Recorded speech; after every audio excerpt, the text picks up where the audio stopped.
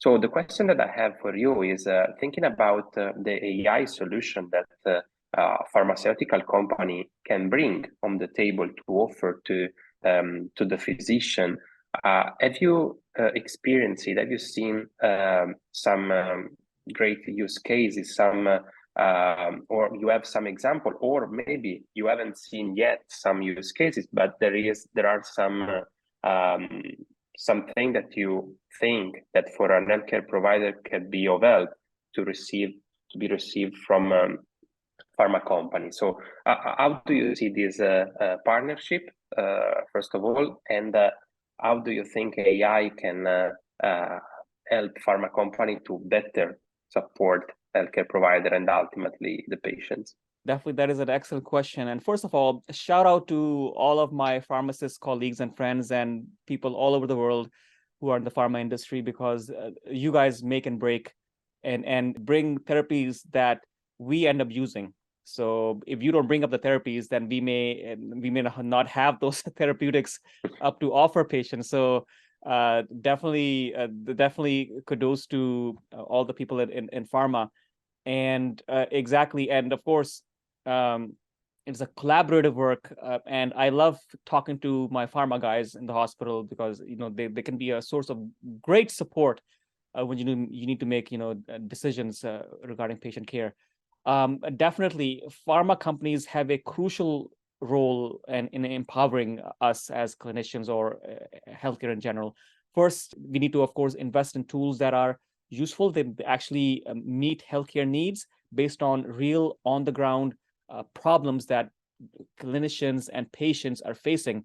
And of course, this does require close collaboration with physicians and healthcare workers who understand the challenges that are faced by the patient as well as the whole workforce.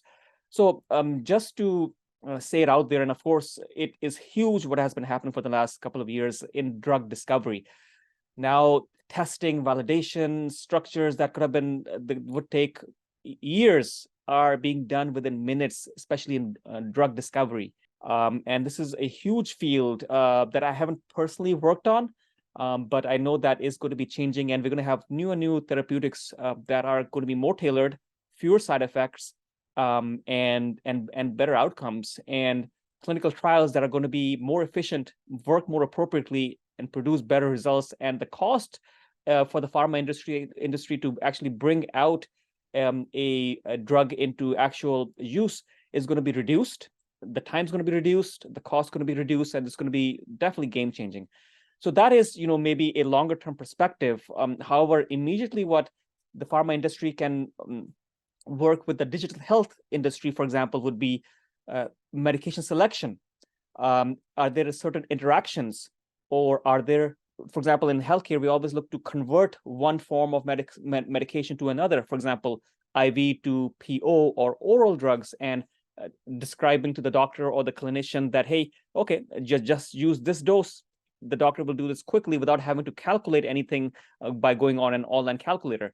Then, for example, this issues that we face in the hospital is certain medications need dosing and adjustments. For example, vancomycin, perhaps digoxin, lithium, perhaps, that I believe can be managed very easily by simple ML machine learning algorithms in the hospital, as well as in the clinic locations. Another aspect that may not be as technical, however, educating the patient on the medication that they have been prescribed. And this is a common issue that a lot of hospitals face, that when the patient is, for example, being discharged from the hospital and to be sent back home, there may be some changes in medication. And a lot of times patients may not fully appreciate or have understood what the doctor or the nurse explained to the patient regarding, okay, you have been put on these medication, and these medications have this use and this side effect perhaps, so watch out for all of this. So I'm thinking an easy chatbot can be made with natural language processing that will communicate with the patient to explain to the patient about all the medications that they're going home on, and so they have an informed understanding of what medication does, what it is used for, how frequently it is going to be used, and any potential side effects they should be looking at.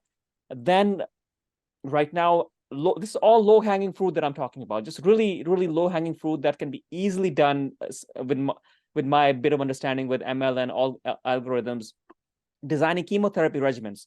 And all of this has been done in certain fashion, but definitely not to the point that it's being applied in a much more useful manner.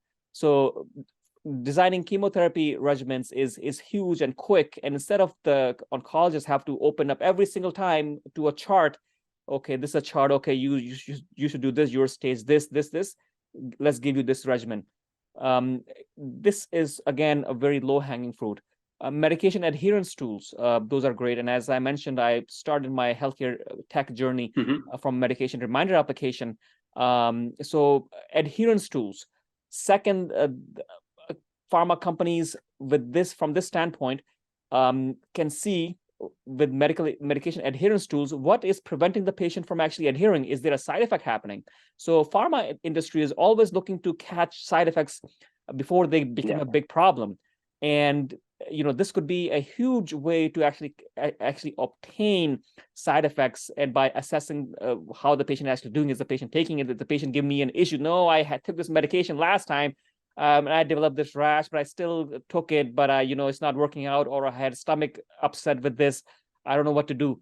And then you can analyze, okay, did the patient take it properly? Was it before meal, after the meal, taken with milk? However, all these situations can be catered for.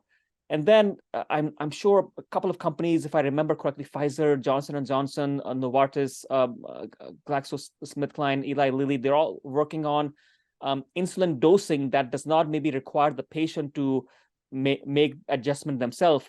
Then I think a lot of thought is being put into cancer side effects, and that can be mitigated. Then again, pharma industry is looking to develop not just drugs, but vaccines that you may quickly and easily figure out whether these vaccines are going to be good or not, or all the models that are being done. I think it's going to be a game-changing, and this is a very exciting time to be in the pharma industry with everything, and especially with drug discovery, vaccine discovery, and development. So yeah, huge needs are there within healthcare that I can't even begin to start talking about. I think the pharma industry and physicians clinicians, nursing staff need to come together and see, hey, what are the bigger problems that we are facing, and what is the low-hanging fruit that may get you in the door with some of these things, and that will have a real change and effect on how medicine is practiced and how it will improve patient outcomes. So yeah, that's a great question, and I could talk endlessly about the issues in healthcare that need to be fixed. So, but yes, thanks for asking this question again. Thank you. Thanks for watching, and I appreciate you as a valuable viewer. And if you liked this segment, you can watch all of the different individual segments or the whole podcast to have a broader understanding on this topic. Just check the links in the description or what you see on the screen right now. I'm Dr. Umer Khan. Looking forward to seeing you again. Thank you.